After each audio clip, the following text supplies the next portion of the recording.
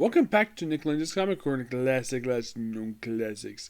This is episode number 2130 and Doubleshot number 2024.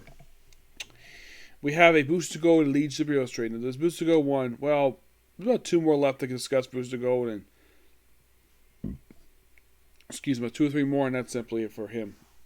Overall, anyways. Booster Gold trade is Day of Death. Yeah, more time travel stuff. This one, written by Dan Jurgens. The stories are called Shadows of Tomorrow, Day of Death.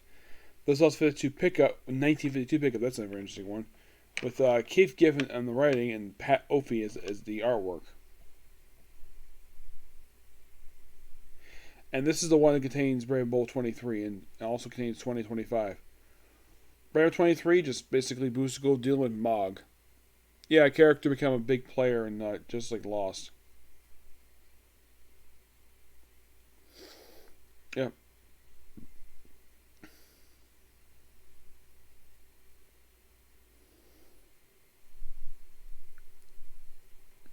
Then we have 20 basically at Booster Gold doing some time travel stuff.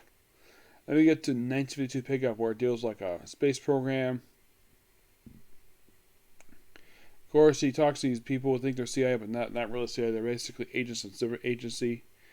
And we also have sci-fi stuff in this one, which is really fun. All making sure stuff goes on time. And, well, and then that was just one issue. And then 21, basically, where you have Day of Death, which is basically a four-parter. We have basically Superman teasing the events of Final Crisis. Yeah, this actually happened in Final Crisis. We see this mysterious guy knocking him out. And you have Booster with some trap.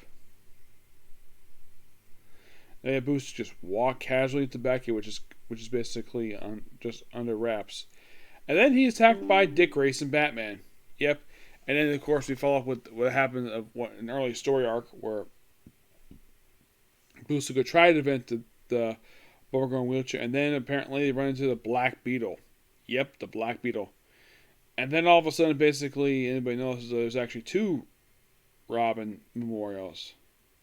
Yeah, it turns out that they had to go back in time to events of New Teen Titans number 2. Yep. Yeah, that's what basically this leads to. Have to go back in time to events of that story. Which I thought was a really cool idea. Plus, like, we'll say, ooh, look at these beautiful babes. We see Starfire in a bikini. We see Troy in a bikini. He's like, oh boy. So yeah, that's pretty much what happened was the issues basically like they're trying to make sure that New Titans number 2 goes basically forward as the way it's supposed to be. While dealing with stuff with Trigon here. Really fun stuff here when it comes to basically this book. Mm-hmm. We have Kyle Rayner and also how they come to Green Lantern the first time. And eventually they do, in fact, succeed at, well, making sure New Teen Titans number 2 happens. And of course, you have Booster going back up again, runs into Damon and Robin. Yep. Because they succeeded. And of course, parents by T.R. Amaro, and of course, they mentioned about the Barbara Gordon stuff. And then, of course, basically, bookends, basically, Dick Grayson gets a chance to see his parents again for Christmas. Yeah, really good stuff here. I thought it was really good. Give this book roughly a 10 out of 10. It's a really good book. Next up we have is Supergirl and Legion of Superheroes, Volume 6. The Quest for Cosmic Boy. This book collects issue 3136. Basically, Cosmic Boy is on a run for causing a war. Yep. And the lead superheroes are basically chasing after him. And also, during the course issue, Supergirl is elected the leader of the Legion of Superheroes. Yeah, she's elected the leader of the group. And then, of course, she has to leave due to the events of World War III miniseries. Yep.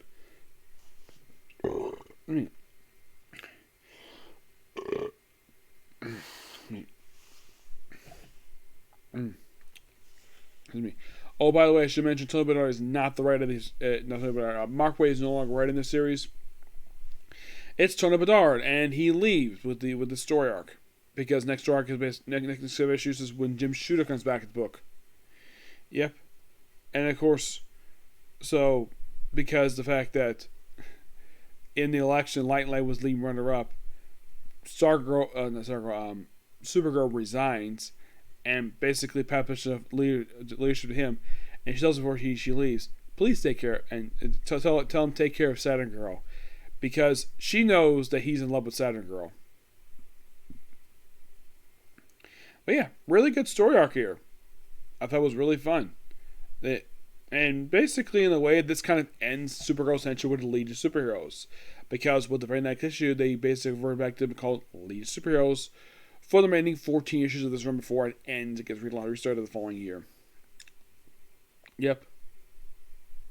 But yeah, that's simply to talk about here. The book itself is really good. Good booking, 9.5 out of 10. If you notice, basically, I'm kind of get through this. I got a bit of a headache right now, so I'm just going to end it here.